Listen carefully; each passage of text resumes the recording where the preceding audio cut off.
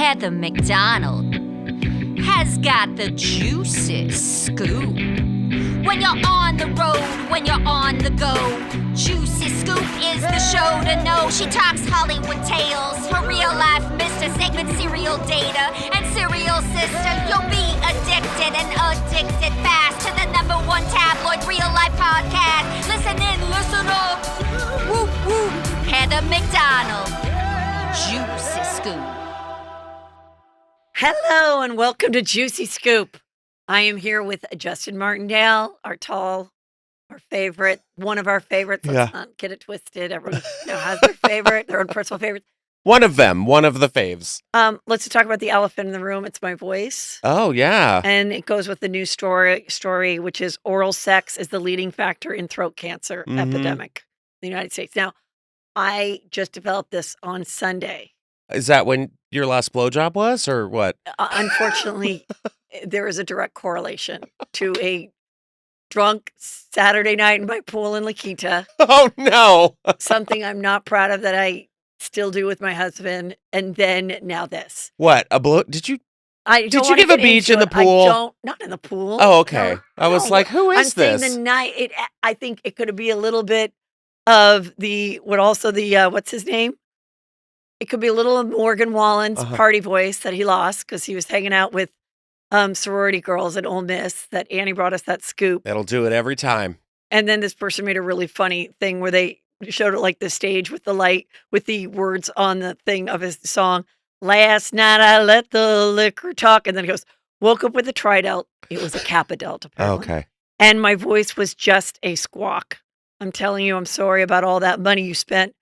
But hotty toddy, gosh almighty, I won't lose a cent, Shade. Morgan. That's great. But me, I'm still doing the show because I've got you. And professional. There was no way I was going to flake on. And the people have been dying. I already told them on Patreon. I've got Justin. They were jacking off, getting so excited. So I can't have that. Still got it.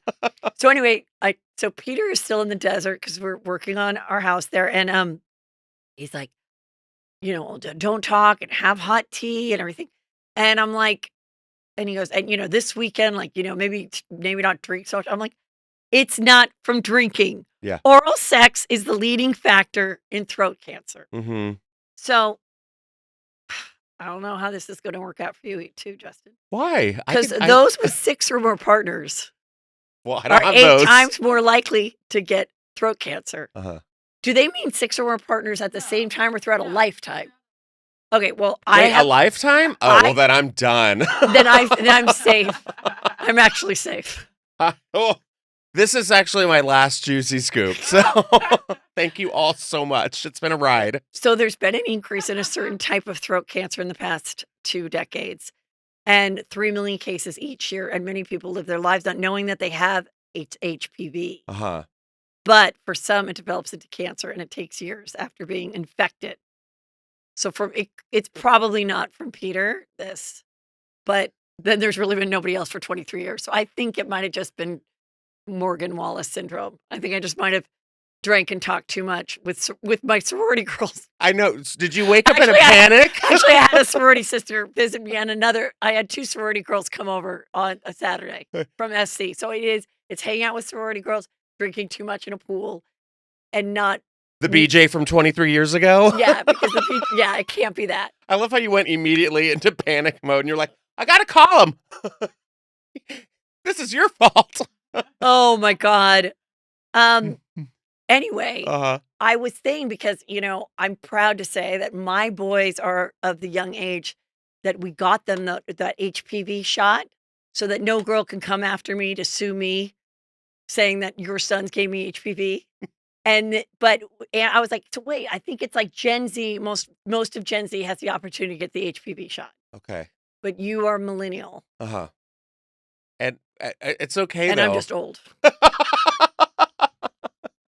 I'm not worried about this. Okay, good. I'm glad. I think I'm good. Cut to Evan being like, look what you said to me. Like, oh no. But my voice will be better by May 27th. Yes. We are going to Las Vegas.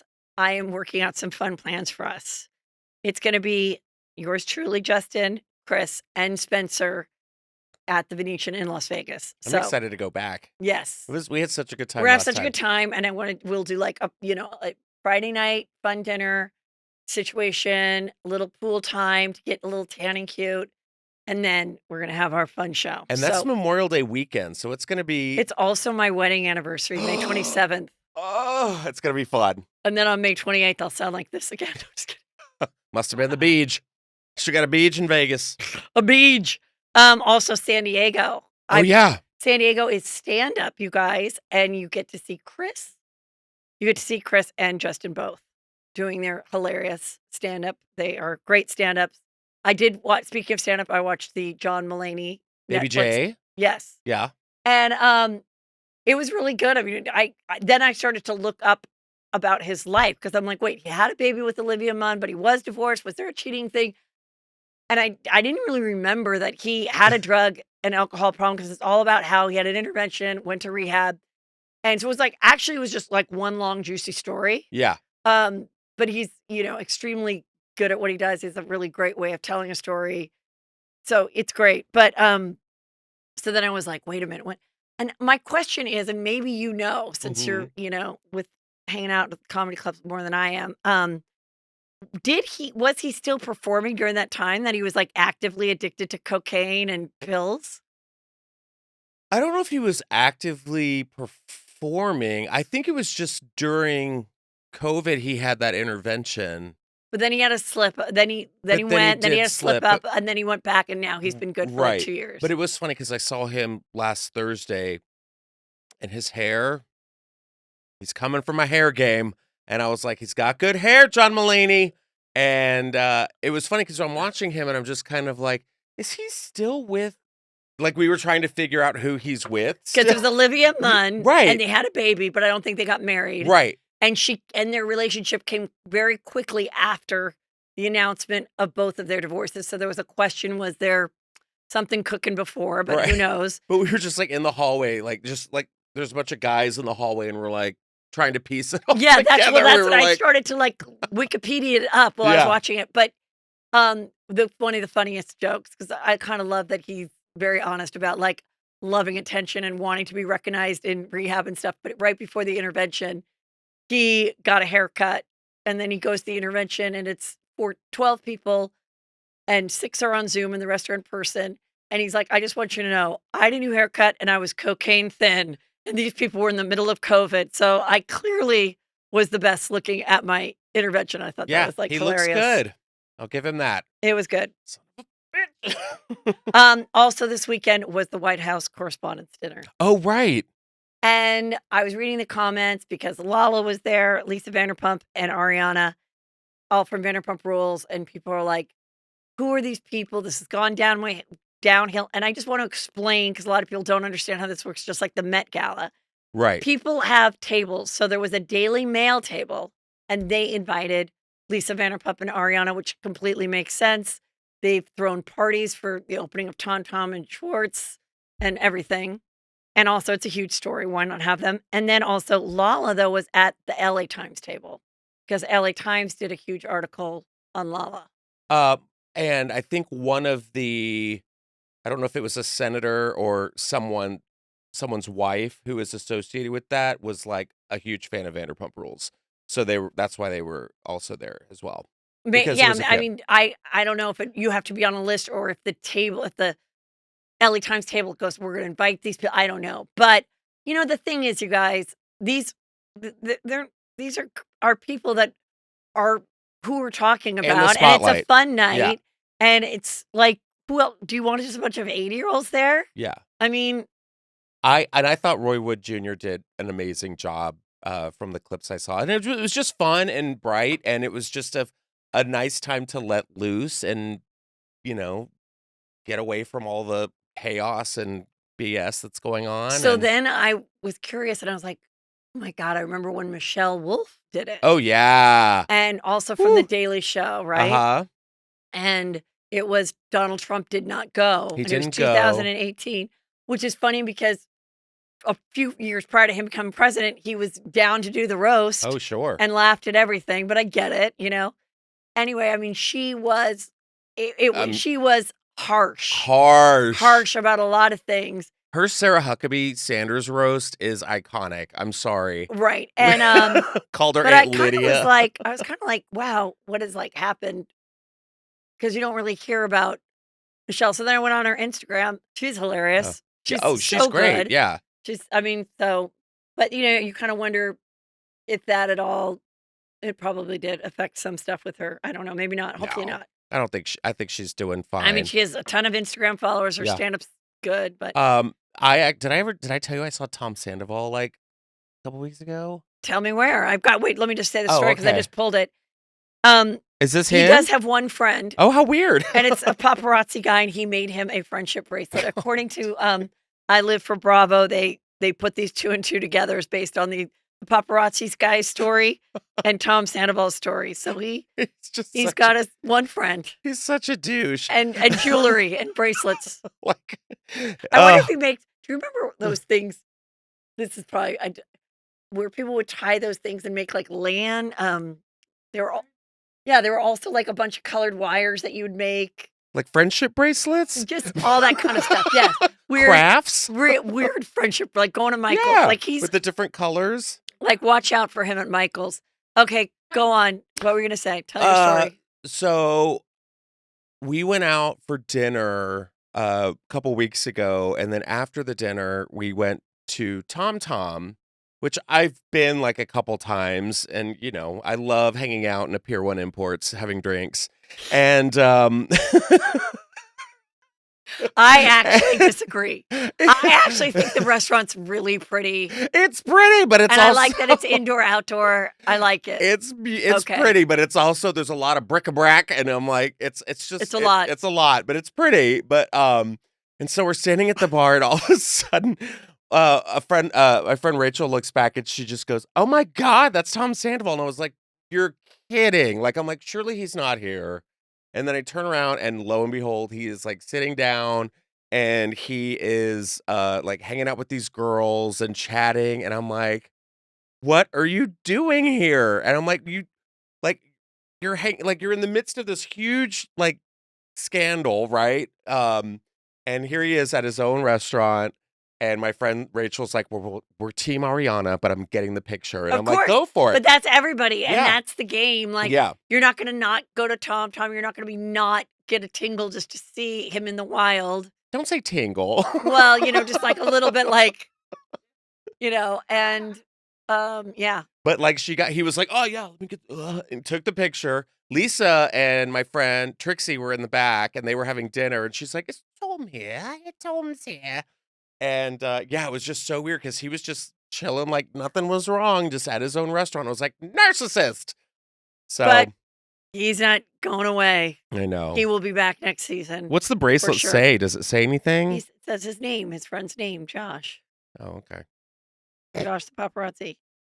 Julia Fox. Yes. She was also at the White House dinner. Prior to this, I think this was the pre-party of the White House dinner. She is now doing another weird thing, which is full white face makeup, with like the skinny brows. Mm-hmm. It's fucking terrifying. But I love it. It's giving me Lucy from Bram Stoker's Dracula meets like a 16th century French fop. Yes. Here she is at the White House dinner. Black Swan meets goth. Yeah, it's Black Swan. You know what? This is the only reason she's staying on my tongue, like because she's doing weird outfits. Yeah. Otherwise, people do like her when she gives her points of view on things. But other than that, she's not like acting in anything. She doesn't have a Netflix show coming out. She's not dating anyone that gets us talking. Yeah, she just looks like an out of work Cirque du Soleil performer. Like she's not in the show. She hasn't been touring. She's just like, remember me from 10 years ago when I was in O? Absolutely. Yeah, it's totally. like the meet and greet after the Cirque du Soleil show. 100%. All right. So we know, just to keep everybody apprised of the coronation. Is this not done yet? Just crown the bitch. My God. We know for sure Meghan is not going. Sure. She's staying in Santa Barbara with the 4-year-old Archie. She had previously booked a bounce and play indoor situation, much like Ocean Kent had, Oh, yeah. and she was not going to get her deposit back. So she's like, oh, I am not going to get the $300 back. And all his little preschool friends are coming. So you go, Harry, to grandpa's thing, whatever. Mhm. There'll be another. It's not like it's a once in a lifetime. I mean, right. But when will I get this $300 back at the bounce and play? So he's going, but now it's been revealed that he's only going to stay 24 hours. Oh, He's going to man. go and get out. He's sitting 10 rows back. I don't know why. I don't know what people are doing in the first 9 rows. And also, that William, the heir, will have a special role where he speaks and he kneels at his father and he puts his father's hands between his legs or something. Oh, God. Oh, they'll hold hands. They'll hold hands. I was like, sounds like a Pornhub category. And so anyway, so the heir is like, I'm gonna be a big star, and the spare is like, I'll just pop in so that people know I came. Yeah. But after what I wrote in the book, like, I don't really want to have tea sandwiches with anyone anyway. It'd be super awkward. Well, no one wants tea sandwiches with you anyways. Exactly. Yeah, So, beat it, spare.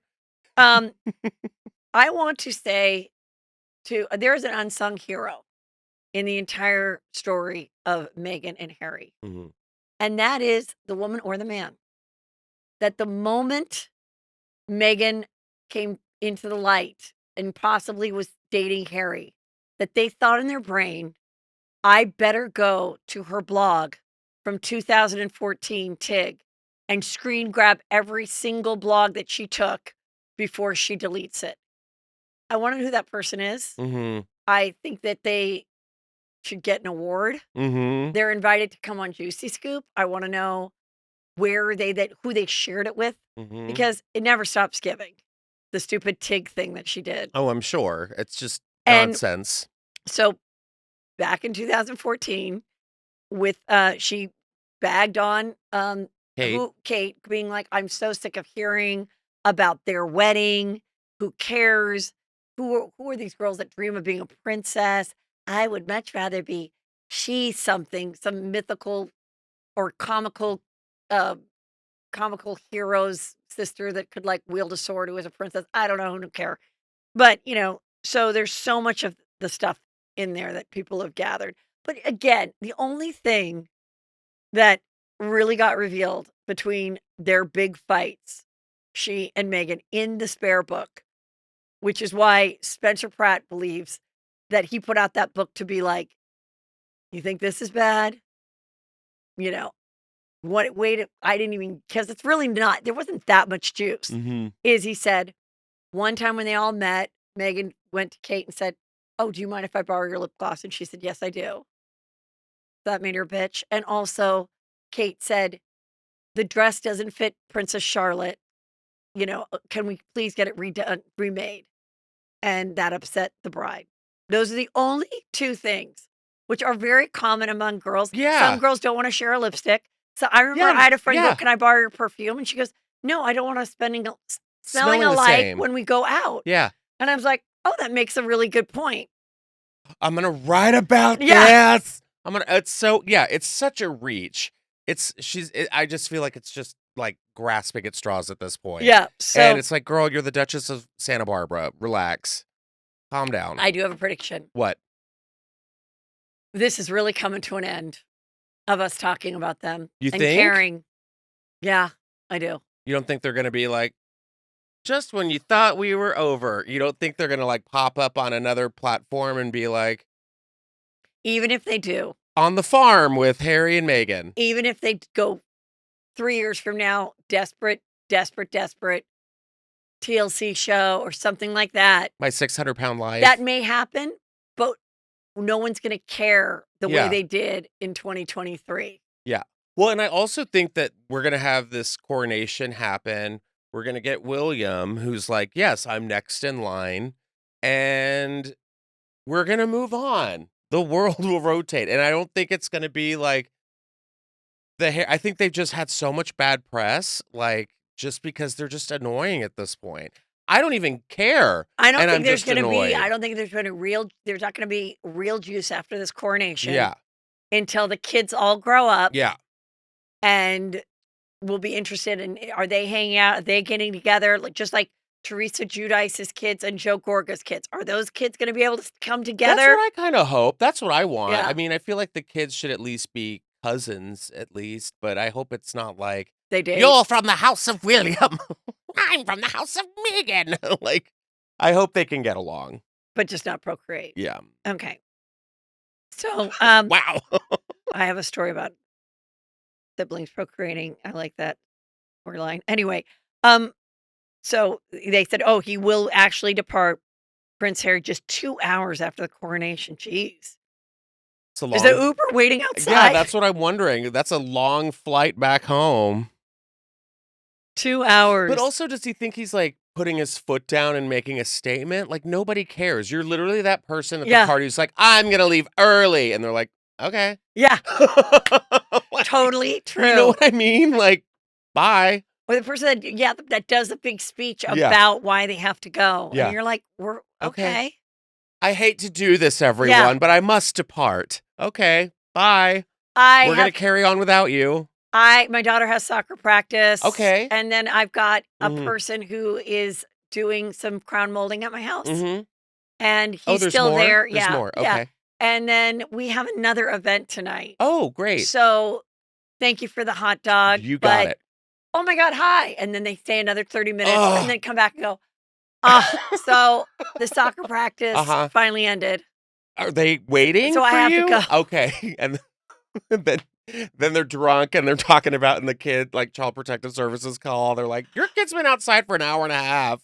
I was always that kid waiting. Me too. I was always the last picked up at the party. And one time I was so embarrassed. Why? Because I was always the last, and I could tell the mom was like annoyed. Oh. And to the point where I just said, I'm just going to sit on the stoop. And I just sat there. And I remember I had a gift bag that was like a plastic Oreo. And I was just looking at that plastic Oreo. And I was like, literally, my mom was like 4.5 hours late. Yeah. From the stoop to the scoop, you know, what a journey it has been. I was the same way, but I would just like count the time, and people were like, "Are you sure you don't need a ride home?" And I was like, I was afraid of being uncool. I'd be like, "Oh yeah, I'm cool. I'm just gonna hang," and I would hang, and then the sun would set. Yeah, and then this was before Amber Alerts. And so, why was your mom late? Because she had 3 other kids to take care of, so it was just like a lot of. I was the oldest, so it was like, you know, she had 3 young kids, and you know. Well, I was the youngest, so what's my mother's excuse? Abandonment. My mom just had a hot listing. Didn't care. No, I think it was just like, she's like, he'll be okay. He can wait around. He can use his imagination. I mean, the story that I tell that I know that my mom just knew I was fine is when this guy flashed all of us playing volleyball at the Catholic school playing. We were 9. This guy pulled over and was like masturbating in a trench coat. No, in his car, but we could see it because we were like higher up. And then everyone was screaming, and I got the license plate. I turned it into the principal. The cops came, arrested him, everything. And then they called my mom, and they said, you know, this is what happened. Everybody's picking up their daughter. What time can we expect you? She said she's fine. She's been through this before a couple weeks ago, walking home from school. We taught her to get the license plate. They're like, oh, well, it's because of her. We caught the person, but you don't want to pick her up? All my friends left. I'm like, I don't even get a half day. I don't even get a fucking half day after watching this guy just do a schlong. God, I always think of like that's a mom flashers in trench coats. That's a mom who cared about getting a listing. Really. Justin? Yes. I want to suggest something to you. Yes. I think we have our Halloween costumes. Me and Evan and you. I've got Kim Kardashian marrying. Who are these 2 guys? The guy that from is White Chris Lotus. Appleton and I forget his Lucas Gage. Okay, so Lucas Gage is taller and brunette. No, Chris is. Oh, wait, sorry. That's Chris is Appleton. taller and brunette. Lucas Gage is a little bit shorter and blonde. So that's right. Lucas Gage, yes, from White Lotus and then you. Kim. Then I'll be Kim. Yeah. And she wore a very hot outfit. I will have to not eat for a month. Yeah. But she wore a black leather dress to marry them in Vegas. And then they both wore black leather jackets, silky tops cut, with the breast showing the chest, and then fur coats. Mm-hmm. And she married them. In Vegas. We are, seriously, we have to go to one Halloween party as this, even though we really do. Okay, let's find a Halloween party. It's May 1st, and we're already planning. I mean, I don't know. You don't want to be this for Halloween? They started dating like 2 months ago. They are full-on lesbians. They are jumping the gun. 100%. And I don't know. Do you think he's pregnant? I don't know, but from White Lotus, I think they're having a good time. If there's anything like White Lotus, his scene in White Lotus. I mean, he does a lot of like. You can all get, and the fact that she married them. Now, I'm going to also say something. Mm-hmm. This is a kind of surprising publicity move for Kim. You think? That tells me, like, we're doing it all. We're doing it all. Not that she wouldn't want to be there for her friends, but to go to Vegas and do all this. This was an orchestrated move because you're not in the news and the show's coming out, and let's do this. Wow, you figured it all out, Heather. I mean, obviously it's obvious, but I'm just saying. It's so obvious. But I'm just kind of saying, like, what's interesting is, like, when it seemed for a while she was sort of not everywhere and kind of untouchable, not untouchable, but like definitely more select in what she would do with her time and activities. And now I'm kind of like, all right. This is Kim's ally era. And I also want to say, I only feel like a lot more gay men have women marry them than heterosexual couples have women marry them. That's not like a actual like priest. Right. Like the only people I married was a heterosexual couple, Chris and his wife. Snooze fest. I know. But I feel like it's like, how have I not married a gay couple like that? Well, you never know. Maybe this picture will come into fruition one day. I'm manifesting it. I do. I mean, but who wants? I mean, if I get married one day, I'm not gonna have like some guy be like, "All right, let's do this. Come on, you moes, get in together, take a picture." I feel like even if you are religious, mm-hmm. you should have someone that really knows your story. Now, exactly. I was married in the Catholic Church, and it never occurred to me to be like, Father Loftus, do you even like know what I do for a living? Like, because I don't think he did. I mean, he knew that we were in the church forever, but it was like so not specific at all. And that's so dumb. Yeah. Like, so if you are choosing your priest or whatever, like, definitely have like a 3-hour lunch. Go to a cute lunch. And definitely be like, I want you to include that my husband is great at this and my new wife is great at that. And like, we want you to talk about our grandmother, and we want to, because it's a very intimate ceremony. I think it should be treated intimately, because it's like, what are you going to do? Pull a name out of a hat and be like, all right, we got Father Jebediah, let's go. I feel like my generation did that a lot more. I feel like and it so makes too. it so much more fun. And if you do have a friend and you're not religious, or you just want like a blessing, but you want the friend to actually marry you, it is so great when you can have someone that like really knows both your of you. story, Yeah. knows your like what it's been like for the two of you to know each other and get together. And yeah, I think I think it should be special like that. I honestly, like, I'm like, who else is going to marry these guys? Kim. Chris has worked with Kim, has done her hair for years. He's traveled the world with her. Yeah, that makes sense. And I think it's like, we've never really seen Kim with like gay best friends, really. So I think this is like a new chapter of her being like, I'm going out with the gays. Like, and yeah, she looks happy. And they all look tan and gorgeous. Yeah, I know. Meanwhile, Kendall Jenner had to show her nipples to get a little bit of press. Yeah. I know. She wore a sheer top with her nips. Poor Benito. I just feel like, I think this is publicity too. I don't. How soon, let's do prediction time, before there's like a going out outfit where it's like a sheer panty is being shown.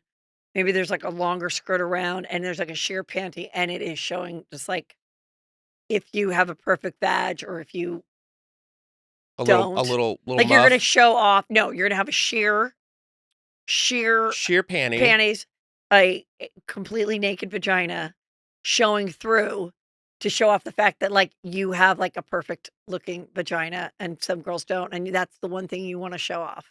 How soon does that become a going out fashionable item for stars? And I am gonna say 2025. Oh, okay. Like I thought you meant the age range of like No, what 2025. So 2 years. That someone will go out, Yeah.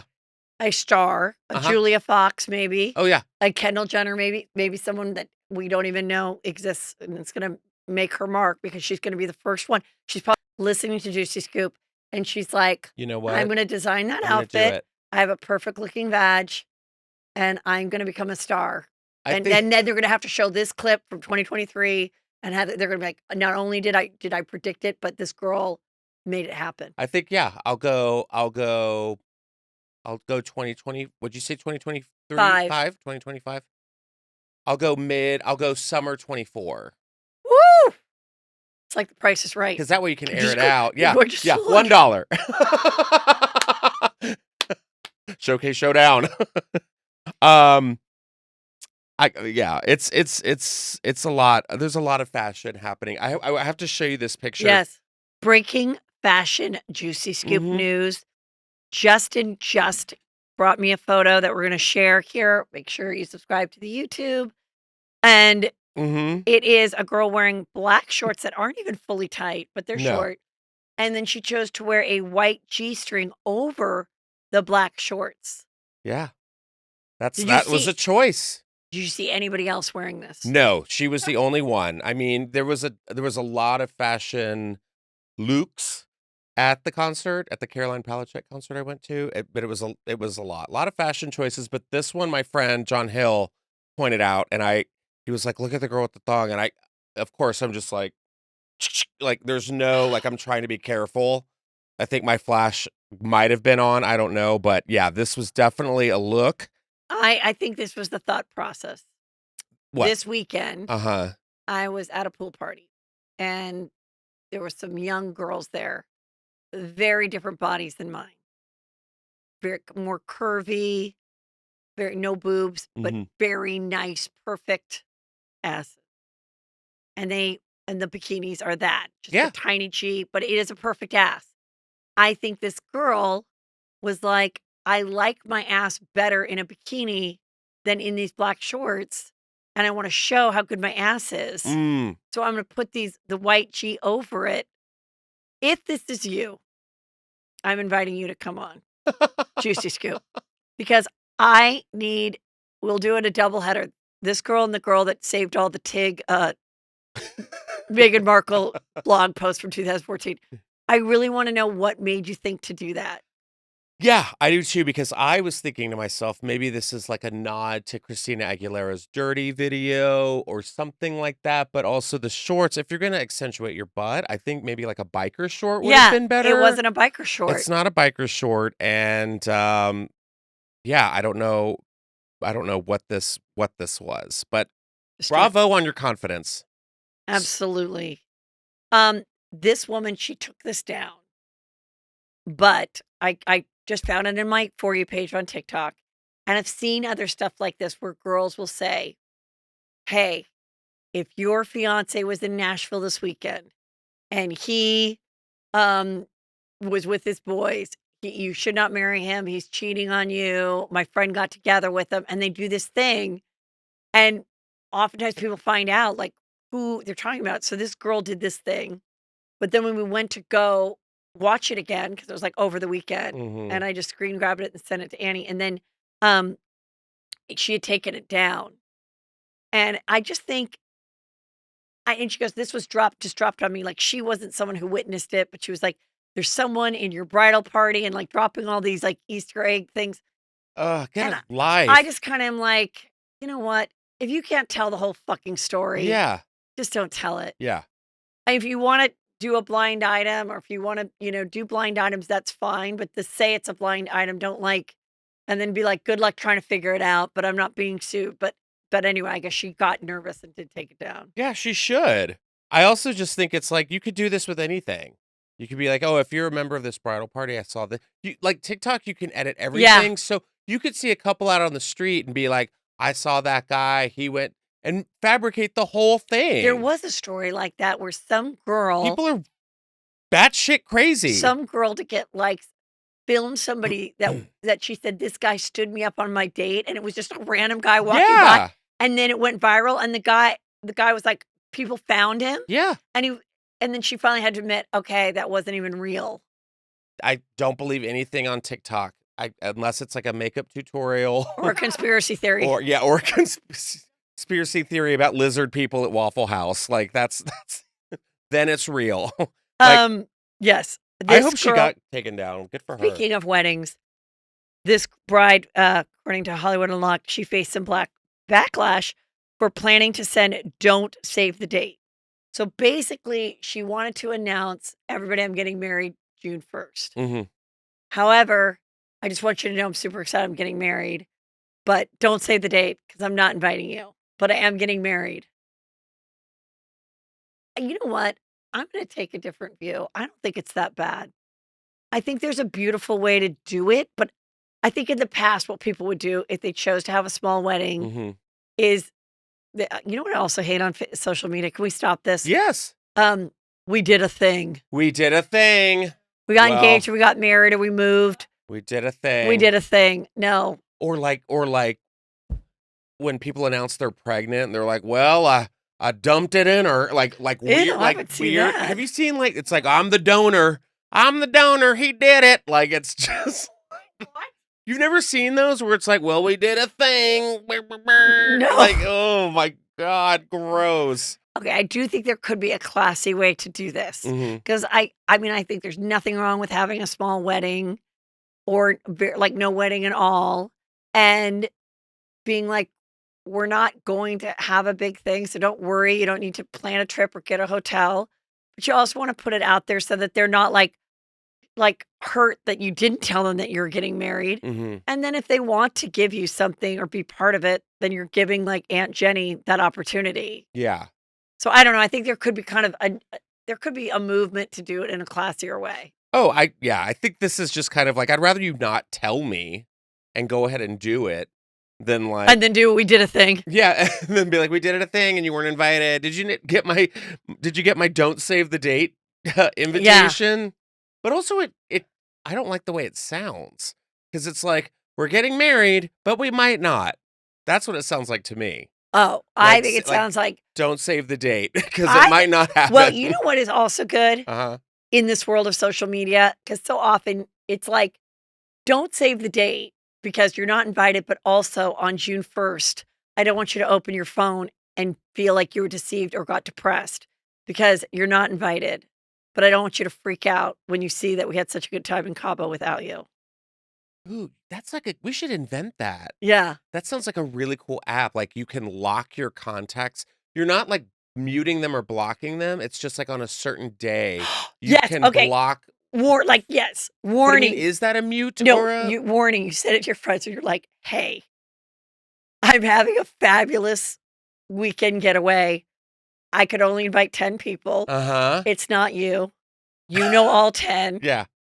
Some of them may not like you. You're going to get really fucking depressed. Yeah. I'm going to be doing a lot of content for it, a lot of fun dinners, a lot of good times. It's absolutely going to push you over the edge. May I suggest muting me for 5 days so that you can get through your weekend. Yeah. While you're in rainy Seattle and I'm in Cabo. Well, and it's a timed mute. That would help because sometimes you'll mute and you'll forget like, oh, I muted them like a month ago or so. So this one's just like mute for 5 days. Yes. Oh, how do we do that? I'm sure we're patenting I'm sure that we would have to work at Instagram. Damn it. With the people. I think we do like a timely mute. I love a timely mute. All right. Well, we just planned. Yeah. You're welcome. You're welcome. You're welcome. Or set a reminder. Remind me to mute Heather for 5 days. Yeah, something like that. Now, this guy, Matthew Lawrence. Oh. He's an actor. He has brothers in the business as well. And on their podcast, he said that he lost a Marvel role after refusing to strip for the director. He was sent to the hotel room. The director came out in a robe and said, I need to take photos of your body with my Polaroid. And then he said no and left. And then he said he believed because of that, his talent agency then dumped him. Mm-hmm. So I'm guessing the same person that was smart enough to screen grab all of Meghan Markle's blog can probably figure out who directed a Marvel movie that's most likely gay or on the DL gay. Yeah.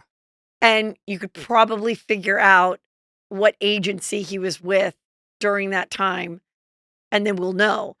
But it's also annoying that you don't fucking tell us. But I get it. You don't want to be sued. But still, it's your story. So if you're going to tell your stories on your podcast, again, like, just fucking tell the story. Like, who the fuck is the director? And at least say that's what I think. And then you could go, look, I don't know if that's why my agency dumped me, but 2 days later, they dumped me. And it was blah, blah, blah agency. Right. Just say it. Yeah. I feel like if we did it with Harvey Weinstein, like, do it with this person. It's like, who cares? Well, I guess those people, though, were coming forward legally, and like, he's not. Because he wasn't, nothing happened to him. The guy just said, I need to get photos of you. Mm-hmm. I also don't think there was a Marvel movie. I think it was bait. Because this happened to me. Oh, that's why I saved this topic for you. Please tell. Like, when I first moved here, I don't even know how we got in contact. There was this guy, and he was like, oh, I want you, you're beautiful. I would love for you to model for me. Let's have drinks. And I was like, sure. And we met up at the W Hotel in Westwood. And I went in, and this guy was just sitting there, and he's like, oh, yeah, I work for this like modeling agency. Wait, now I need your age, this guy's age and looks. I was probably 23, which was like 2 years ago. Yeah. Yeah. And so, yeah, I'm sitting there. But how old is he, and what does he look like? He was probably like late 40s, early 50s. Attractive or not? No. Well, I mean, like. Did you think he was gay? No. Okay. No. So he was presenting straight. Presenting straight. Okay. Only on Lifetime. And and so we're like having drinks or whatever, and he was like talking to me about like, oh yeah, your face, and you're tall and this and that, and I was like, oh, okay, cool. And I had even told my roommates at the time, I was like, I'm gonna go meet this like, modeling scout, whatever.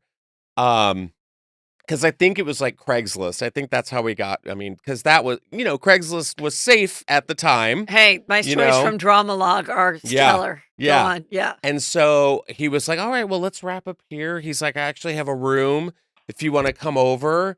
And room wasn't even in the hotel. Room was like across the street from the hotel, like literally across the street from the hotel. And was it an apartment then? I don't know what it was. I think it was like some weird like bungalow kind of situation. Okay. And so I went over to his room, and he starts like opening up these magazines, and he's like ripping out these just ripping out pages of models. It was like Ashton Kutcher. He was like, oh yeah, you could do this. Oh yeah, you could do this. You could do this too. And I was like, yeah, okay. And so then, and then it got into like, okay, now take off your shirt, now take off your pants. And then Was he taking photos of you? No. Thank God. But you took off your shirt and your pants because he's like, I need to make sure you're physically fit. Yes. Okay. And and then he just, yeah. Wait. Should I have like not led into that as well as he like totally like gave me a handy, like blew me, and I just like laid back and was like, okay. And then he was like, okay, yeah, I have to get back to San Francisco tomorrow. He was like, my wife and my son. Or like, and that was it. That was all I heard. And I was when did you realize that it was possible that he was not going to get you a Calvin Klein campaign? When he started last week. Why? You're still waiting. I'm still waiting. If you're there, I'm here. I can still do it, I swear. But it was. Did you know in the moment, or were you still even a little bit hopeful? Because when in my struggling 20s of trying to make it took me longer than I'd like to admit to realize that a lot of things that I thought were still a chance were not. Well, and I, this isn't like a, oh, boo-hoo me, whatever. Yes, it was like, there's people out there like this. Yeah. And I don't know his name. And if I did, I'd be like, you son of a bitch. But yeah, I think the thing that like really stuck with me was just the fact that like he did this. Like it messed with my head because I was like, oh, I'm probably not the only one that Of this. course not. Yeah, he's like, I'm going on a business trip, honey. Good night, Junior. I'll see you later. And then doing this. And I always say everything with all the Harvey Weinstein. Yeah. How many actresses over a 20-year span did comply? Yeah. And did get the part Yeah. and never said anything and then thanked him in their Oscar speech? It's probably a lot. Yeah. And maybe they'll tell us in 30 years when they're on their deathbed. It was Harvey. Yeah. Or that's how I got my part. I always am like, I would love it if someone just was honest about it. Yeah. And was like, that's why I'm fighting for, safety in movies, because I knew I had to just do this disgusting thing so that the world saw that I was a good actress. After that, I never had to do another disgusting thing. But how else was I going to get hopped to this level and that's of going from like soap opera to actually being like a movie star? That's like a very hard thing to do. And that's what's fucked up is that like, I was this naive, like early 20s guy in LA and I was like, oh my God, this guy's giving me a chance. Yeah. And, I don't want to be that person who's, I'm like, no, I'm like, you never know. And I mean, and that's what's messed up about this whole thing. Is, so after he left and said, I'm going back to San Francisco, I'll be in touch or whatever. Mm-hmm. Did you leave thinking that you might hear from him about like, hey, I have a job, or hey, I want you to get headshots? Did you think for a while you might hear from him, or did you know? 1000%. Yeah. Oh yeah. I was like, well, that was good. I think that went well. What I always think about, like, what's so sad. What's so sad about a scam like that? Yeah. Is you're fucking with people's dreams. Yeah.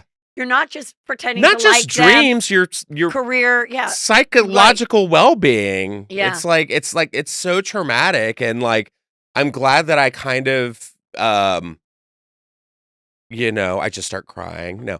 I'm glad that I could like move on from that, because I was just like, yeah, this guy's just a piece of trash, whatever. But I mean, I think he was not at all in this business at all. What gave it away? The magazine tearing? Right, like there was no and it made me go, God damn it, Justin. He figured out the perfect hot scam for himself. Mm-hmm. Now, how did he find? Oh, he put I think an ad. I think it was like Craigslist. It was like He looking for model. Yeah. Oh, so he probably had 10 people in a weekend. Yeah. And I was just like moving here from Texas, and I believed that people were good. And I was like, oh yeah, this is a cool opportunity. Somebody really wants to help me. Do you know that I thought I could be a model too? Did you? And now we're just both comedians. I still can be a model. You could still be a model. I mean, I tried it too. I tried it too. I have some headshots out there, but I had a scam happen. I talked about on the show, but they said model scams are the best. They brought me that one. He approached me walking around, and then he brought me in, and he said, we run an agency for regular looking models. Oh, you regular looking model. Like what? Like a Payless? And then I ended up giving him $20. That's all I had on me. He's like, that's all you have on you? I need the money to secure the photographer. Wait, I have a great one. This one's really fun, and we can move on, I swear. Yeah. So I did like a modeling, it was like a scouting thing in Dallas, actually. And they had like at like this convention center. So they bring in all these people that these people have scouted. They give you a number, you do like a runway, and then there's all these like modeling agencies looking for new talent, whatever. And so at the end, they give you kind of like a callback. So if they go through each agency and they're like, number 33, and whatever number I was. So I had like so many callbacks. I was like, yes. And I went to this one modeling agency in Beverly Hills called Champagne Trot. And the lady, her name was Tandy, and she had pink hair. And to this day, bitch. So she's like, yes, if you're ever in LA, like come to the offices. We can like work on stuff. But yeah, you're totally like what we're looking for, whatever. So like that summer, I was 18. So that summer we drove out to LA to like do Disney and Universal and all that stuff. And my mom was like, well, while we're there, let's stop into Champagne Trot and like say hi to Tandy because she loved you. And I was like, yeah. So we walk in unannounced and we're like, oh yeah, we met Tandy in Dallas. She came to this convention, whatever. And the receptionist was just like, oh, she's not in right now. And I was like, what? She's like, yeah, she's not in for the day. Meanwhile, doors open. Tandy's sitting in the chair with her pink hair, just sitting there. And I'm like, well, she's right there. And she's like, she's she's not here today. And I'm like, yes, she is. They're like, okay, well, she's not. And so my mom and I were just kind of like, well, that's fucked up. And we like walk out and just got in the car and we're like, well, that was weird. Yeah, the whole time. And then I like looked it up and I think the agency closed. But yeah, she was totally there. So my modeling dreams once again shattered. I know. People are trash. We are going to model together one day when we wear our Halloween costumes. Speaking of which, tonight, and we're recording this Monday, is the Met. Yes. And it was Kardashians are invited. They're not invited. Last we checked, Kim is the only one who's invited. But Kendall with her sheer nips, that was Saturday night in New York. And it takes place in New York. So I don't know. I don't care. Every time I see the Met outfits, I just feel like my waist is getting like cinched in and I'd be wearing a heavy outfit. Like it always looks like it's like the most uncomfortable. Like you would need the biggest massage and chiropractic like adjustment Afterwards. after that party. What's the theme? Do you know the theme this year? Do we even know what the... What? Oh, Karl Lagerfeld from Chanel. So, I mean, it's going to be a lot of black and white. Yeah, that's not going to be and like gray. that's not going to be a fun look. Well, here's my problem with the Met Gala is that there is a theme, and when people don't do that theme, it drives me insane. I think it was like last year. It was like, what was the theme last year? It was something good. But does everyone have to wear Chanel because they said no. Like what's her name? Little Spice. What's her name? Emma Bunton. What's the Spice Girl's name? Her name is Spice. Something Spice. Ice Spice? Yes. The rapper? Yes. Yeah. Ice Spice is going and she's wearing Ballman. So is Ballman and everybody just then creating gowns that are like classic Chanel? Well, if it's Lagerfeld, they'll do like a spin on Lagerfeld's designs if they're smart. Last year was Gilded Glamour, which Gilded Age, right before the Industrial Revolution. Right.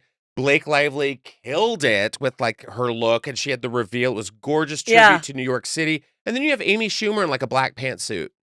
And you're like, this is not the theme. Because Amy Schumer doesn't want to be uncomfortable all night. Well, sorry. And she's like, I got invited. Suck it up. If it is a couture fashion gala, if someone invites me, I will. You're gonna try. I will make you try. Oh, I will be uncomfortable all night. And Bridgerton experience, lest we forget. Yes, I will do it all. You sucked it up and did it. I did. I will do it. Nick Cannon is slamming Red Table Talk as that toxic table. So well, I'm slamming Nick Cannon for being Nick Cannon.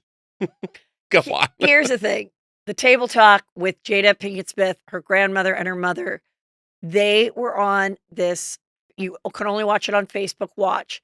But Facebook, now Meta, got rid of that whole thing. There's no Facebook Watch anymore. So it wasn't like their show was canceled in the sense that like NBC's canceling a show that's been on for 5 years because no one's watching it anymore. It's just like that section of Facebook is gone. Okay. But anyway, then Nick basically said that, you know, he's like, if there was no Table Talk, in his opinion, and her messiness with the stepson's friend, and then having a table talk with Will, where it was extremely, in most people's opinion, emasculating, that she talks about sleeping with someone else, and we had a situation, and then he had to sit down with the mother and the daughter, and it was just he feels that had that not happened, he would have never been brought to the mental place of having a freak out at the Oscars. So he's glad that it got canceled. That's Nick Cannon. Remember your kids' names. There you go. Don't worry about them. They're fine. They'll probably take it to YouTube or some other streaming platform. But we need to hear less of Nick Cannon, in my opinion. I don't think you're like the go-to guy on what's going on in other people's marriages. You have 48 kids. Relax. I'm sure this show will find another It'll find a way, yeah. Or not. They could all be sick of doing it. They could all be like, thank God it got canceled. Like I don't want to talk to my grandmother and my mother anymore. I just don't want to do like she might be like, I don't need to do it. I don't want to do it. We've done it for 5 years. We've interviewed everybody. We've a lot. So my prediction is it doesn't get a new home. It's just done. Well, but I feel like it got no buzz this past year. I feel like there'd be times in the before he hit Chris Rock, there'd be times where there'd be 10 articles written about some interview that they got first. And I don't feel like we see that much. Don't you agree? I agree, but I'm also going to make a prediction. Yes. I think the grandmother and the daughter will do a little show. I think that would be cute. Like generations, how different generations work amongst things. You think Jada would ever allow that to happen? I know. Or she's not? But I mean, that's the thing. Jada's just kind of like, I think Jada's more problematic. I don't think Willow has a personality for doing a talk show. Willow's a little rock and roll girl. I know, but she's badass. She is badass, but I don't really think this is her strongest talent. She probably just wants to play music. I think she's stunning. She's like, I want to talk to my mom. Listen, I think she's stunning. I think she should work on acting, music, and fashion. Yeah, I think Willow's awesome. Think she's like that interesting of a person to have in a talk show. That's fair enough. Some people can't do it all. This guy did do it all. He donated so much sperm that he has 550 children, and he is Dutch. He's from Holland. And they have a rule in Holland where they say no one can have more than 25 children if you donate. So once 25 are made, they have to, I guess, get rid of your sperm or whatever. I know in America, a lot of people, if lesbians or whoever are buying the sperm from somebody, they are like, I want all of that guy's sperm because I don't want my child's siblings running around, possibly procreating, whatever. Did you hear that real quick? What? It was the sound of Julie Goldman gagging. I heard that from afar. Just all this sperm talk and Julie just. She anyway, he has 550 children running around. Don't give Nick Cannon any ideas. Why did you have to segue from Nick Cannon to this guy having 550 children? And that's a problem because now we're getting more stories. Have you noticed that? We're getting more stories about people being like, we met online and then we got married and we found out we were cousins. Yes. Because we have 550 people walking around on this earth being related, and then they're meeting each other, not knowing, and now they're incesting. Well, if he insists on donating again. If he insists on donating again. He will be fined $100,000. That's it? That's it. If he procreates again. Or even if he just donates again. Can he make up a fake name? I mean, I guess he could have his own kid. I wonder what would happen if he just had sex with a girl the old-fashioned way and got a girl pregnant, and then it was 551. God forbid we do it the old-fashioned way. Why do you gotta be that guy? Well, give me my cup, Jim. I'll be back. I'm gonna put the sock on the doorknob. I'll be right back. Wait. Speaking of which, there is a story about this couple. I'm just gonna move up to it. See. Siblings face backlash after hiding their romantic relationship and have 2 children together. Mm-hmm. So here's the deal. These siblings, they shared a parent. Okay. So they're half siblings, but they live in Spain and they met when the girl Anna was 20 and Daniel was 17. And she reached out on Facebook and was like, hey, we have the same dad. So they learned that their father had remarried and had more children with another woman. So she created a fake profile on Facebook and added her half brother, and they became friends. Oh, so she didn't let him know that she was the sister. Yeah. So they became friends. And then hit it off, and they tried to stay in the friend zone, but they just couldn't. Keep each. She eventually let him know, and then they had 2 kids together. There is a fascinating thing I saw that I've talked about on the show before about when people do meet, and it's sometimes with parents, where they meet their son that they gave up for adoption or their daughter that they gave up for adoption or something like this, a sibling thing. And if they were not raised together, there is like a weird biological attraction that in some cases is very sexual, and in some cases people go forward with it. That makes sense. And I get that. Because it's like you're looking at yourself, or so, I don't know, there's something biological about it. And there was a very sad case. I just saw it's coming up as it's a juicy crime where the girl, the dad, was an absentee dad. She never saw the dad. Then when she was 17, she moved in with the dad and his wife and the kid. And then they started a sexual relationship. Oof. And she had a child with him. And then they became a couple and they got married, which was illegal, but it was like found out.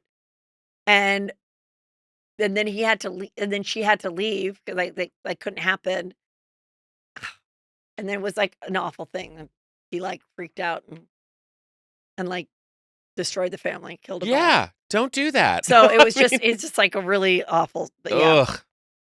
But anyway, And those are some. I mean, and I don't know if the kids are okay or the kids are not attractive. I can give you that. Like that is not. That is. No, I'm just looking at the whole. No. Okay, wait, hold on. First of all, I brought up this story just because we've been through a lot together with this story. We really have. It's been years. Selena Gomez Uh-huh. had lupus. She had a best friend named Francia, who's also an actress. She needed a kidney, Selena. Mm-hmm.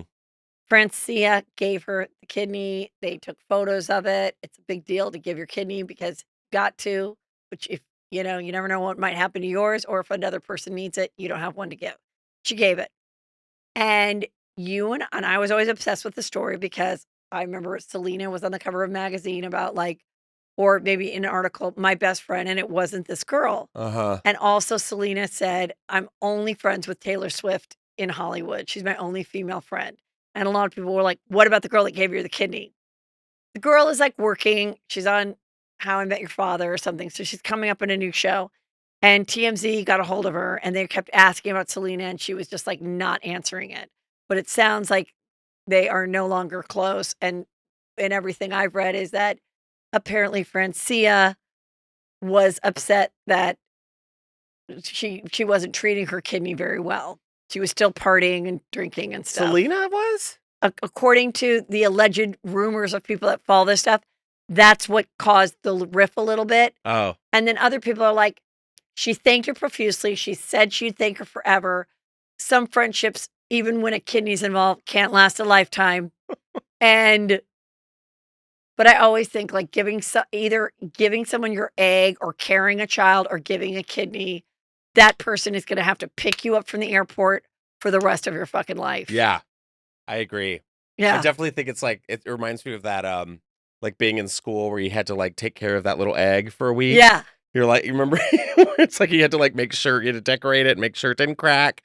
Yeah. That's how I'd be. If I gave someone a kidney, I'd be like, right. Like I'd be that person like sneaking around the corner being like, where are you going? Yeah. Going into that bar again? Okay. There's other rumors I'd heard that then she did something that upset Selena too. So I don't think we're going to know. I think the two girls have spoken and made a pact like, we're not going to fuck with each other anymore, but we're also never going to say something negative about each other in public, no matter what. Stay together for the kids. She really was avoiding. Stay together for what the kid. Stay together for the kidneys. Just make it work for the kidneys. Yes. Ed Sheeran is in court. Yeah. So the this is fascinating to me. The story. So Ed Sheeran in 2014 he wrote a song about everlasting love, and the people that are suing him are Ed Townsend, who was the songwriter of this Michael Gaye's song, Marvin Gaye's song from 1973 that they feel is way too similar to Ed Sheeran. To Let's Get It On, right? Is that what? I think. What is it? Oh, thinking. Well, Marvin Gaye is Let's Get It On. Yeah.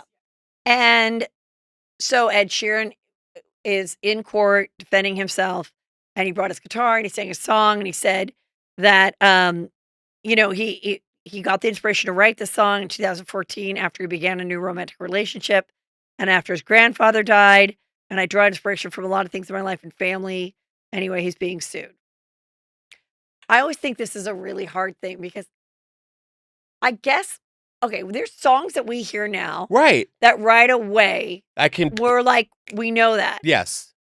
But do those people pay for it? I was going to ask you this question because I'm the same way. Because I'm like, so if you sample a song. Right. And there were so many where the sample, it's not a secret, it's a sample, right? And I guess, but if you just take a song, like I was watching it, I was reminded of Madonna's Vogue. Uh-huh. And we look up what is the Lady Gaga song that's so much You're like thinking of Vogue? Express Yourself Yes. and Born Sorry. This Way. Thank you. Express Yourself. I didn't have to ask Annie. I've got Justin here. I'm like, I'm right here. Express Yourself, Madonna, and Born This Way. And she was asked about it, like, how do you feel about her? People making the similarities about Lady Gaga. And many years ago, she was like pretty classy about it in interviews. But then she did do a performance. I saw that. At an award show or a Concert. And she was doing Express Yourself. And how then it fit right in. And then all of a sudden she's like, Express Yourself. I was born this way, and like did it. And she never went after her legally for all the reasons why it isn't worth it when you're at a level of Madonna. Now, Ed Townsend is dead. Marvin Gaye is dead. These are his heirs. And they have, they think it. It's hard with comedy too. Like when I've told stories of early in my career when someone accused me of stealing a joke. And I literally was like, here is the notebook. Here is what I was journaling about, how I came up with the bit. And also we all talk about the same stuff. How just, it's one thing to have the exact same words with the exact same surprising punchline versus you and I both talking about Grindr or whatever. Oh, and we would have never. we would have two different points of views, obviously. But I would love to know your point of view on Grindr. Just that I think the gays are always the leaders because that was the first one. Yeah. That was the first dating app before Tinder. Yeah, but no, yes, it was. Yes, it was. Well, because I remember where I was when I first heard of it, and I thought it was the greatest idea I had ever heard of. Guy Brannon, where you were when you heard the first.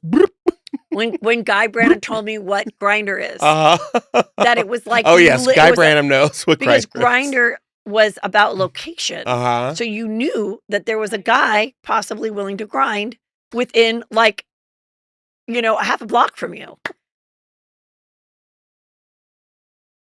Wow, yes, 2009 Grindr, Tinder 2012. But Tinder's a little easier. Grindr, it's like I'm inside the house, and you're like, oh my god, yeah, right, but still, they got the idea from the gays. It also reminds me of the time that I had that happen with Dane Cook, where he was the same thing, where he was like, hey, that you did that bit on stage, and I have a bit on that, and I was just kind of like, okay, well, what is it? And he's like, it doesn't matter, and I'm like, yes, it does. It does matter, because if I'm saying something that's similar to you, that's where it matters. And he was like, just don't do it. I'm about to tape a special. It's going to look really embarrassing for you, and tried to like belittle me into being like, okay, it's yours. But I wasn't. And I was like yelling at me in the improv in front of everybody because he got humiliated on stage because I closed with this bit that I don't do anymore.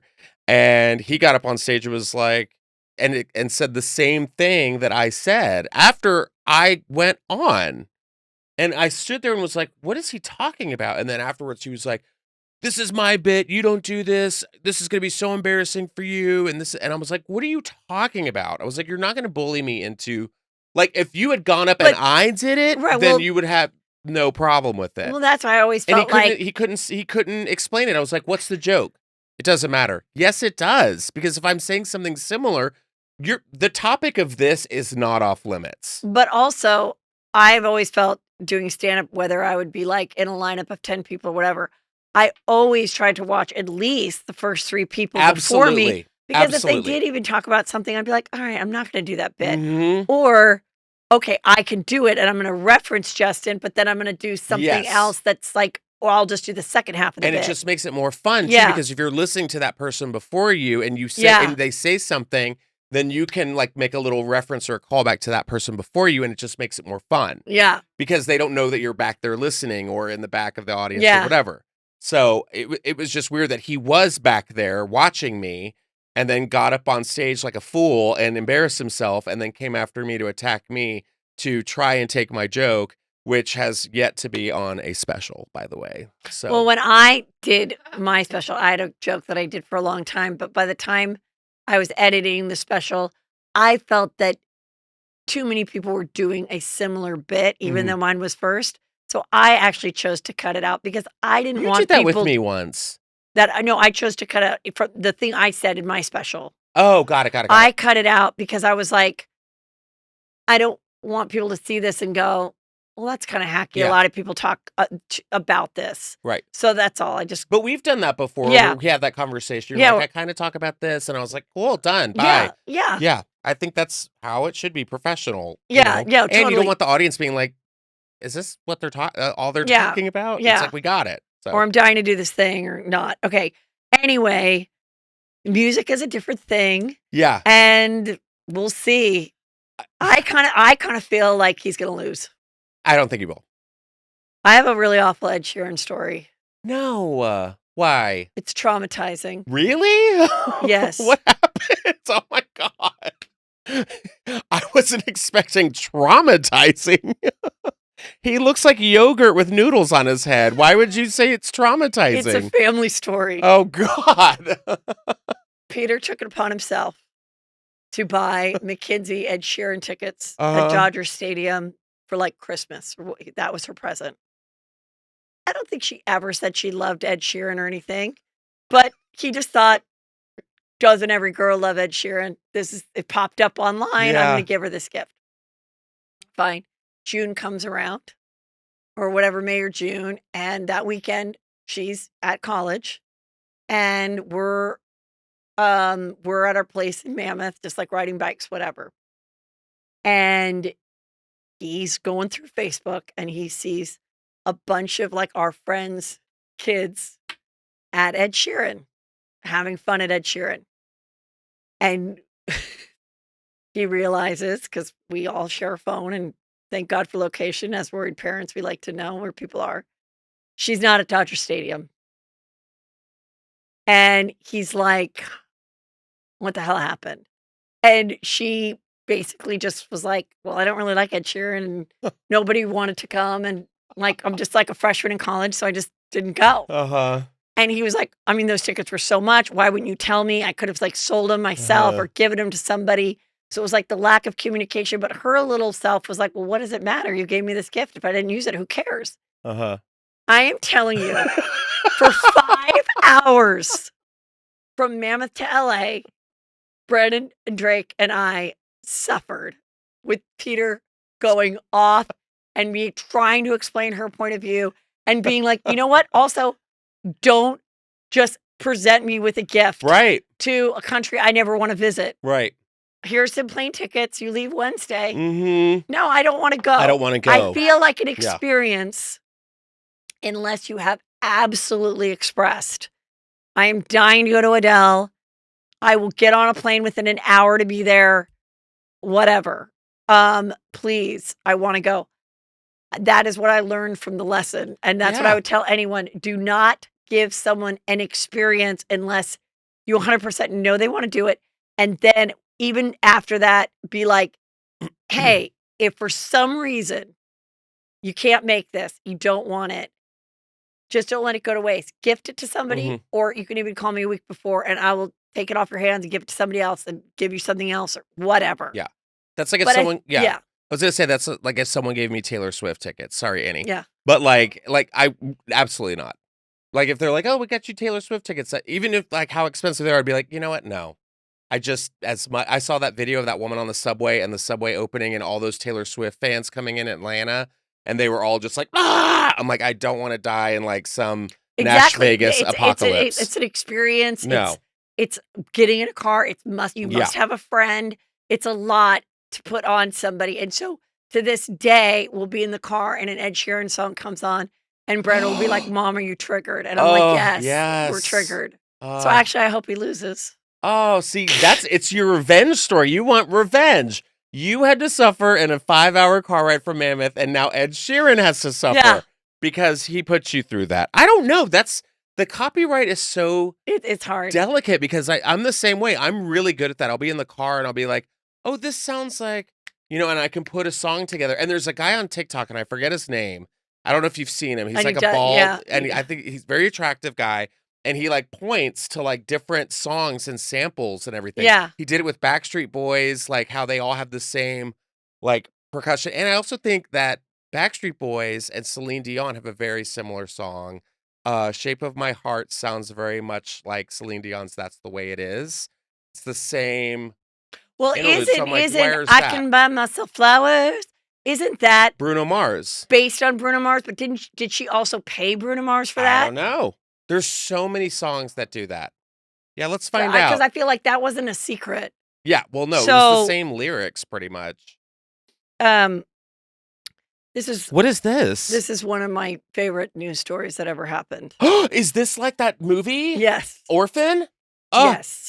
It's okay, back. I know it. Yes. You'll be excited to know there is going to be a ID like documentary. You know, what's that channel ID? What is it called? Discovery ID. Yeah, Discovery ID. Uh-huh. This is Natalie Grace. She was adopted from the Ukraine. Is she a child with dwarfism? Mm-hmm. Or is she an adult who's a sociopath with dwarfism? Adult sociopath with dwarfism. Final answer. It is one of the greatest stories. They adopted this girl. Oh. They thought when they adopted her that she was like 9 or 6 or something. Mm-hmm. But they found like period stuff. Like she was like hiding the fact that she was getting her period. And one time she was in the bath, like she had pubic hair, like she hadn't like shaved it. So she was like pretending to be a child. And then also she would take clear tacks and put them up on the stairs so that they would step on and hurt them. Not Home Alone. And then at one point she like dragged them all near some like electric gate. They felt their 3 boys were in danger. So then they went to a doctor and the doctor's like, you know, this child is not 9. She's no shit. 22. So they got her age changed on her legal American papers because she came from the Ukraine. And then they set her up with an apartment and everything and services. But then they all left and they escaped to Canada. The family? The They family were of like, the we're 3 out boys. of here. Bye. Then she went around and she was like, I've been abandoned by these people and I'm a child. Ugh. And they were like, oh my God. So then they go after them legally. In Canada, the family. Yes. And they charge them with neglect and all this other stuff. Yeah. And they're like, no, she's an adult and she's like a sociopath and she's, lied about it. And so anyway, now she's still around. And this other family like went on Dr. Phil and they adopted her and they were still convinced that she was a child. And there was like no way to really know because the Ukraine birth certificate and like even if you like look at bones and then also having this like form of dwarfism is a really hard thing to tell. This is a grown woman. We still don't know her age or anything, but they did drop all the charges on both parents, but the parents did get divorced. Well, I don't understand. Were the tacks in the foot not enough, like, for them to be like... Well, no, all those things led to them being like, we have to get away from Not only do we think this? she's a scary person that could hurt our family, but we realize, like, and then they went to a doctor, and the doctor was like, yeah, she's not 9 or 6 or whatever they thought she was. Ugh. She's, like, definitely over. So then they're like, no. So then the people that were not on the parents' side said, you falsified records to make her 22 so you could just get rid of her and not stick with your adoption. No, that's not true. And you left her and you abandoned her and she's like, no, I wanted to live with them. But do you think that when they left her and went to Canada, do you think they were listening to Ed Sheeran in the car? You know what this story reminds me of, though? I just thought of it. When there was like a high school, when I was in high school, you remember urban myths? I love urban myths. Okay, so this was a story. I don't know if it's an urban myth. Yeah. But I thought it was the greatest story. And it was that someone went for a fun weekend in Mexico and came back with the dog? With a little dog. Uh-huh. A little dog, like wherever, San Diego, whatever. And the dog was like so cute. Everyone loved the dog. And then one day the dog was like, looked really sick or had something kind of coming out of its mouth. So the girl and the mom took the dog to the doctor and the vet like came out like white-faced and was like, where did you get that animal? And she's like, well, don't tell anybody, but when we were in Mexico and we went through the border with the dog and the dog was just like this little like orphan dog and we took, why? What's wrong with her? What's wrong with Muffin? And he's like, that is not a dog. That's a Mexican sewer rat. And? That was the size of a dog. And then it said, sorry. No, I don't know what. And they said it has rabies because it was foaming at the mouth. It's a Mexican sewer rat and it has rabies. Scary stories to tell in the dark. One of my favorites. Do you think it's a true story? No, I mean, it's borderline, you always have that girl with a hot dog in school. There's always these like urban myths of like stuff like that, I don't think it was true. But it wouldn't surprise me if that really did happen, but I don't even know if there's like a such thing as a Mexican sewer rat. But this is a movie, that movie Orphan, and they're like, there's something wrong with Esther, and it was the same thing. She was this little girl. Yeah. And turns out she was like this like Russian, like crazy person posing as a girl. So this is just another story like that. That is weird though. Ugh. Well, we'll end on this fun story. Okay, good. Because the world's fattest cat. What'd you call me? What did I say? The world's fattest cat. Finally goes on a diet. Mm-hmm. 6-year-old Patches weighs in at 40 pounds. She doesn't seem like that fat. 40 pounds? She looks really fat in the photo. Oh, don't fat shame the cat. But same as an average 4-year-old. I guess that is pretty heavy then. Yeah, that's a 4-year-old and a cat. Yeah. That's a big cat. Anyway, she started her weekly dose of Ozempic. And she's going to the Met Ball tonight. Ozemnip. She's gonna be ready to be on that gala. Can cats do Ozempic? I wonder. I mean, they just said that they're just like giving her a diet, and they said she's actually really picky. I don't know how she got so fat, but of course she's picky. She's 40 pounds. I don't know if it's genetic, if she had other fat, because she was like in a shelter. But the new owner is like, no, we're getting her summer body fit. Yes, we need a slim puss summer, like for sure. I think I do love those videos of like you see the little big dachshunds and stuff, and then like they show the time lapse of them like slimming down. It's always like, yay, because that is terrible for them. I mean, look, this cat's not going anywhere. Whenever there's times where like our dog, who when we adopted her, they said, oh, she's very food motivated. I'm like, who the fuck isn't? Anyway, there's times when like if Peter's not around and he's the one supposed to feed her in the morning, and like he'll leave, let's say he feeds her, but I don't know, and he left really early in the morning, and then I wake up, and then she will like take her dish and be like, oh yeah, like come on now. Yeah, and then I'm like, and I'm like, Peter, did you feed her? He's like, yes. I'm like, why is she sitting there like acting like she's starving? I'm like, I don't know if you know, dog, but like I have a phone and I could call your master and find out that you're fucking lying. Mm-hmm. And FaceTime. Yeah. And we're not going to do this. Oh. My dog does intermittent fasting. I love your dog. I love the bark. Listen, where besides with me can they see you, Justin? Tell the world. Oh my gosh, you guys, I will be I have my podcast Just Saying, which is going to be great. We've got Lance Bass this week because it's going to be May. It's May, now. So we're having him. I'm also doing the Dragons and Dangerous telethon, which is going to be available to watch on Moment. I'm sure it's going to be in all the bars on Sunday. That comes out at 7:00 p.m. Eastern Standard Time. And also, wait, what day? The 7th, sorry. Yes, May 7th. Okay. So this coming Sunday.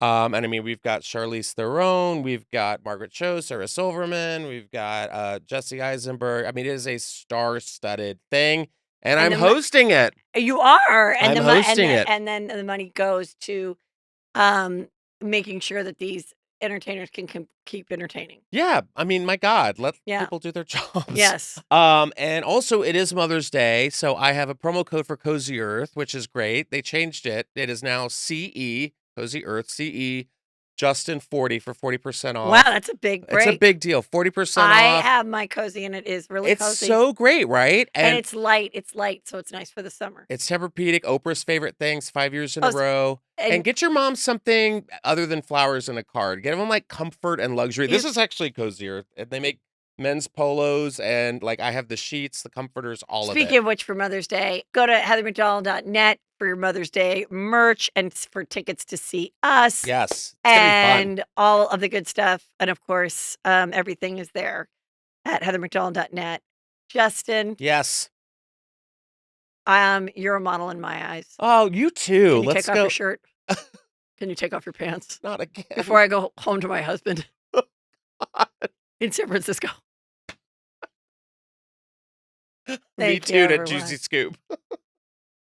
Juicy Scoopers, the merch you've been asking for is here. Like this white sweatshirt I'm wearing right now that says, I will not fuck with anyone who does not find me wonderful. This comes in sweatshirts, t-shirts, tanks, along with whatever, who cares? In white and black, you're going to love it. You can get your size right now at heathermcdonald.net. That's also where you buy the tickets to see my live shows, both live Juicy Scoops and stand-ups with your favorite guys and girls, all coming to you this summer at heathermcdonald.net. And of course, that's where you join Patreon for the juiciest scoop of all every Friday and so much more. And don't forget to share this show with a friend. That is the nicest thing you could do. Do your Christian service and spread the word of Juicy Scoop. Thank you.